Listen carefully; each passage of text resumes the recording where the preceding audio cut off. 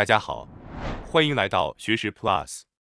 今天我要给大家介绍由川岛绿女士所著的《长寿是由小习惯累积而成的》这本书。今天视频的内容包括以下3个部分：第一，每天都要充实的生活；第二，人为什么会生病；第三，迎接衰老的挑战。首先是第一部分，每天都要充实的生活。生活习惯病会缩短我们的寿命，而疾病往往是由自身引起的。大家是否曾经有过这样的体验？头痛一阵子后，休息一会儿就自然恢复了，或者有一阵子频繁去上厕所，但过几个小时症状就消失了。这些都是自愈力在发挥着作用。当我们能够保持呼吸、饮食、睡眠、运动、排泄、清洁这些基本习惯的规律，身体就能充分发挥自愈的能力。这些是健康的基础。如果这些习惯被破坏，我们的身体就容易生病。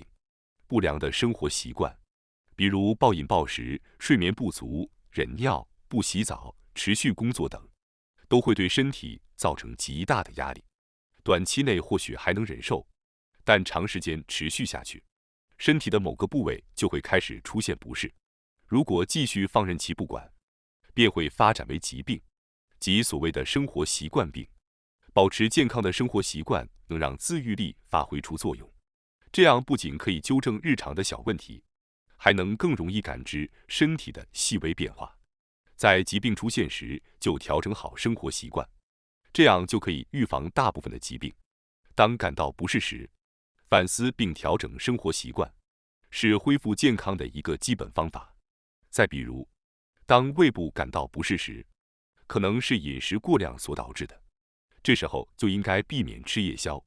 当白天感到疲倦时，可能是睡眠质量不佳所导致的，应该减少夜间使用手机的时间。当感到烦躁时，可能是呼吸的不够深，应尝试做一下深呼吸。这些方法简单易行，但很多人却难以实践。忙碌的日常生活使我们忽视了这些感受，或者即使意识到了，也没有采取行动。很多人去找各种借口，结果优先选择了对健康不利的生活方式，最终导致了严重的疾病。换句话说，大多数疾病是我们自己造成的。有些人可能会反驳，病原体如病毒等外因也会引起疾病吧？这确实是个事实。但是如果保持良好的生活习惯，人体的免疫系统可以抵御这些外来的入侵，因为人体内自带免疫功能，可以激活其自愈能力。病毒如果没有宿主，就无法存活。而当宿主身体健康时，即使病毒入侵，也能被消灭。即使染病，也往往只是轻微的症状。维持健康生活习惯的3大原则是：顺其自然，采用适合自己的方式，选择健康的方法，不必勉强自己。老年人与自己的身体相处已久，应该清楚什么程度是勉强。比如，虽然最好戒掉吸烟的习惯，但如果戒烟让你感到极大的心理压力，那么也不必强求完全戒掉。不要过分在意社会的眼光和规则，首先应该考虑我们自身的感受。老年人通常性格严谨而认真，但作者认为有时也需要差不多就好的积极心态。虽然差不多这个词听起来似乎有些敷衍，但其实它表达的是一种恰到好处的平衡感。尤其是对于那些已经超过平均寿命的人，更应该放松心情，随性而活。大家已经努力了这么多年，接下来就享受自由自在的生活吧。如果在忍耐和满足之间犹豫，作者认为选择满足是正确的，因为这能提升生命力和自愈力。作为一名从业75年的护士，作者发现无论在医院还是社会中，都有各种各样的限制，这也不行，那也不行。虽然这些限制是为了健康着想，但如果限制过多，大家就会感到压抑和疲倦。与其一味的禁止，不如从患者能够做、愿意做的事情入手。比如，即使患者患有糖尿病，但特别喜欢吃蛋糕，也可以让他们吃蛋糕，只需相应的减少其他食物的摄入量。这样不仅尊重了患者的愿望，还丰富了他们的生活选择，从而激发了生命力和自愈力。与其追求这也不能做，那也不行的长寿，不如追求这也做了，那也尝试了的充实生活。接下来是第二部分，人为什么会生病？2011年东日本大地震发生时，作者带领护理团队前往灾区，在避难所里，作者看到许多原本过着平凡生活的人们，因为地震的影响，被迫过上了极为不便的生活。他们失去了原本每天3餐的稳定来源，找不到可以安睡的地方，甚至无法简单的洗脸刷牙，厕所只能用融化的雪水来冲洗，隐私也难以保障。这样的生活状况持续了数周之久，而不仅仅是几天而已。在这样的环境下，人们逐渐出现了失眠、身体僵硬、精神紧张等症状，身体不适和生病的人也逐渐增多。当人类最基本的生活需求无法得到满足时，生命的光辉便会暗淡，生命力与自愈力也随之被削弱。这次经历让作者深刻意识到护理的重要性。护理并不像医生的手术或药物那样直接作用于疾病，而是通过帮助人们恢复日常生活方式，提升他们的生命力，激发其自愈的能力。这种内在的、自发的支持，可以让那些因病痛或衰老而失去日常生活能力的人重新燃起对抗疾病的勇气。之所以在本书中面向大众讲述护理的力量，是希望大家能够意识到，自己体内也拥有强大的护理力量。每个人的身体都具备自愈的能力，只要我们能够唤醒它。然而近年来，人们似乎逐渐忘记了这份力量，甚至在不知不觉中压抑了它。稍有不适便依赖医生和药物，习惯性的去医院开药，这种做法已经变得司空见惯。这实际上是在无视自身的自愈力和生命力，从而导致无法充分发挥人类应有的生命光辉，甚至因此让生命提前结束。作者对这种现状深感遗憾。此外，作者还称，延续生命并不仅仅是为了活得更久，而是要在生命的最后一刻依然能够活出自我。那么，要实现这一目标，我们需要做些什么呢？答案就是从日常生活的小事做起。所谓的小事，正是我们每天习以为常的生活习惯。首要的便是饮食，其次是睡眠和运动。此外，排泄、沐浴和打扫等生活习惯同样至关重要。我们从小就通过条件反射养成了这些习惯，并通过每天的坚持，让身体和心灵都处于放松的状态。这种状态正是激发生命力和自愈力的关键所在。